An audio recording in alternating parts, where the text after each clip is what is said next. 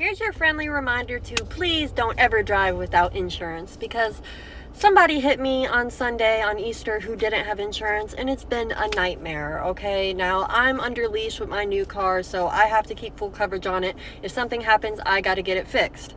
I'm leased under contract to do so.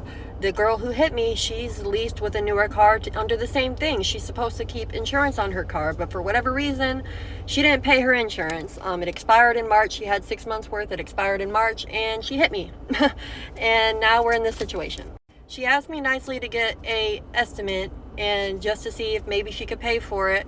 And I kind of knew in the back of my head it was going to cost too much, but I did it anyway to be nice and kind of show her like, hey, I'm probably going to have to turn this in because I'm going to have to do what I have to do here to protect myself and protect my car in my situation.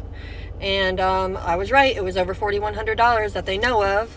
So, she can't pay that. And, she's telling me how she's going to lose her car. She's going to lose, her license. And I feel really, really bad for the girl. I don't want nobody to lose their car or their license. But if it were me driving with no license, I would fully expect for her, them to take my car. If I hit her and I had no insurance and she did, I would fully expect her to claim it and sue my ass.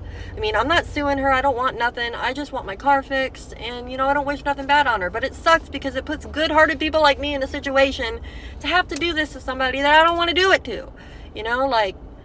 I was young and dumb. I made mistakes, too, in my life. And I know how it is. When you're young, you don't realize how much shit costs. You don't realize the impact shit has, until...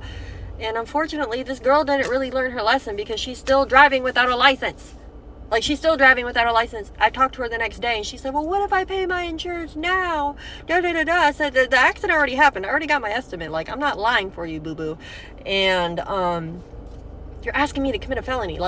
No, not happening. But, what do you mean pay your insurance now? You should have paid it that night after you hit me because you're still driving. You drove away from the scene. You should have paid it right then and there.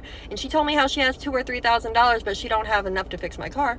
Well, if you have $2,000 or $3,000, why didn't you pay your insurance? Because then we wouldn't be in this goddamn situation to begin with. And she gives me a sob story about how she lives in her car and da-da-da. But if she lived in her car, then she should have made sure to pay her insurance. You know what I mean? Especially if she has $2,000 or $3,000 sitting in the bank. I feel bad for her, but I was out picking my kid out. I didn't even want to be out, but I had to be out. She was out running around with her boyfriend. She says she has a baby, but she wasn't at home on Easter with her baby. She was out running around with her boyfriend, who, by the way, as soon as the accident happened, took off. And when he seen the cops weren't coming, he came back.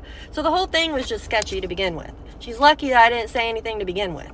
Now I'm in this situation all because she didn't pay her insurance when she had the money to pay it.